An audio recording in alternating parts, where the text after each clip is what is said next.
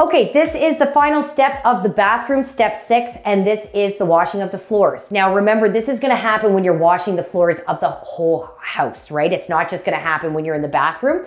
So I'm gonna go through step by step of how to take care of washing the bathroom floor, because there are other things you need to pay attention to, like splatters on the wall, especially around the toilet and the baseboards.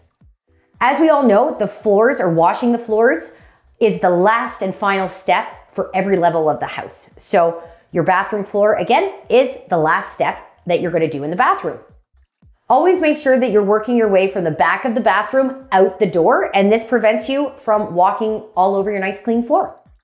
When you have a bathroom baseboard that looks like this, or any baseboard for that matter, if you try to wipe this with a wet cloth, it's just going to get all sticky. So a good plan of attack is to actually take a dry cloth, and before cleaning it, get that excess dust off so that the only remnants you have to wash are these bits that are going to come off with your wet cloth. If you try to do that with your wet cloth, it's just going to be a dusty mess. So this is definitely a time-saving trick.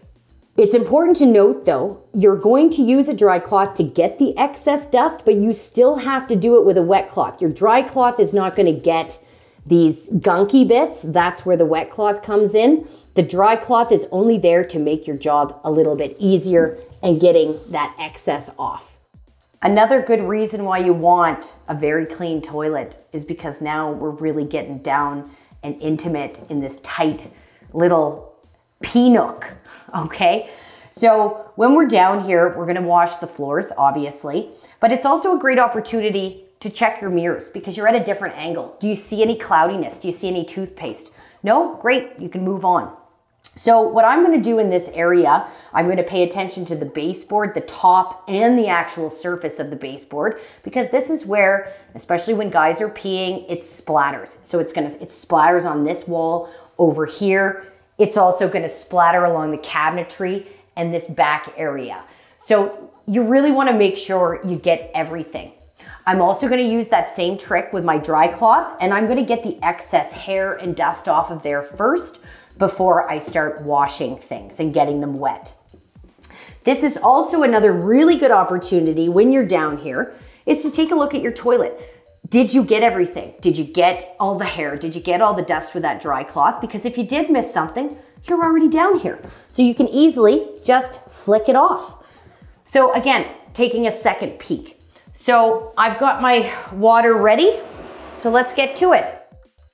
When I'm using my dry cloth as well, I'm not being super precise, okay? I'm literally wiping it very quickly and only to get the excess. I'm still gonna have to clean it, right? It's just to get the excess.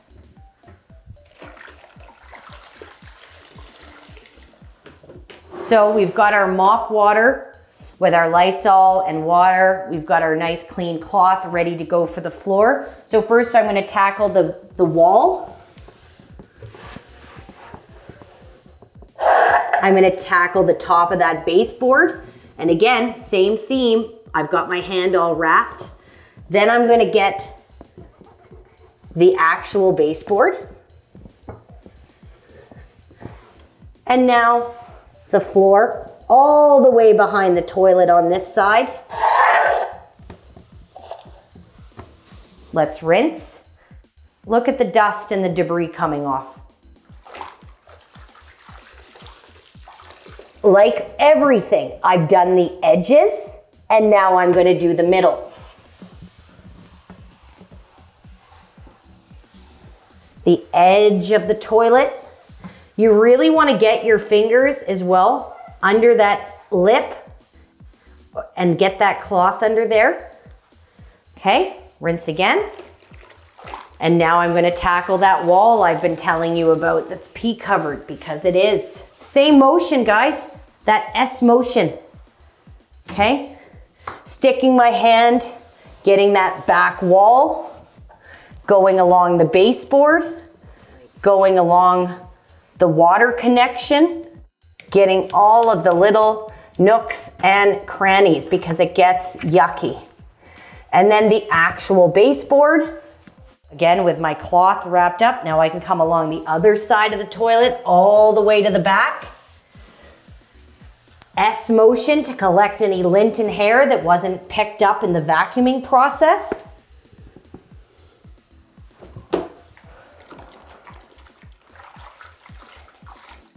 Okay, so we've done this little toilet nook. Now we can kind of put back the garbage can, anything we had to move out of our way. Okay, we can put that back.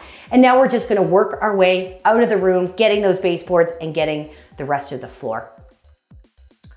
So before I start cleaning with my wet cloth, just to save some time, like that tip, I'm just gonna get the excess hair and dust off that baseboard, just as far as that.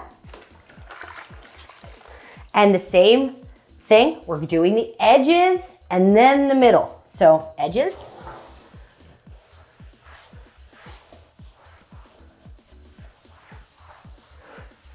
Going with the grain of the floor.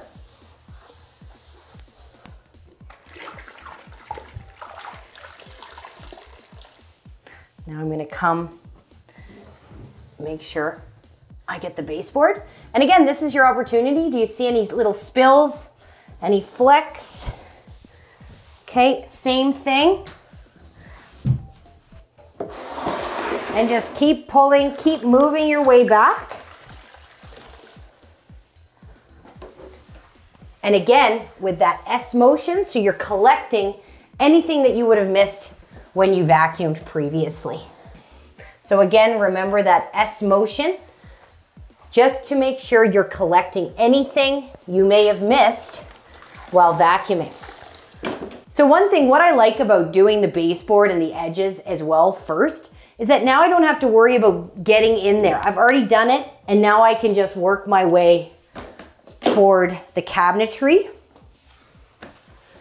And I also want you to pay attention to the toe kick, just like we do in the kitchen, okay?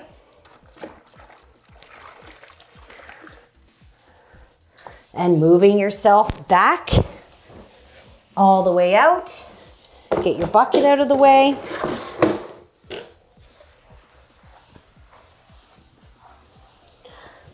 All the way to the edge. Now remember, this baseboard you took care of before, but just another look.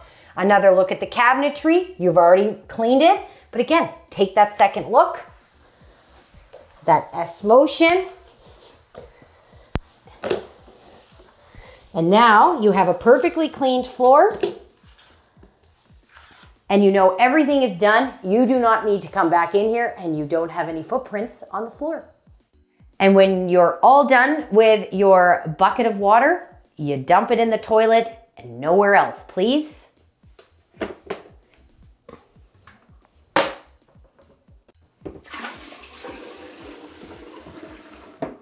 All right, we have made this bathroom shine.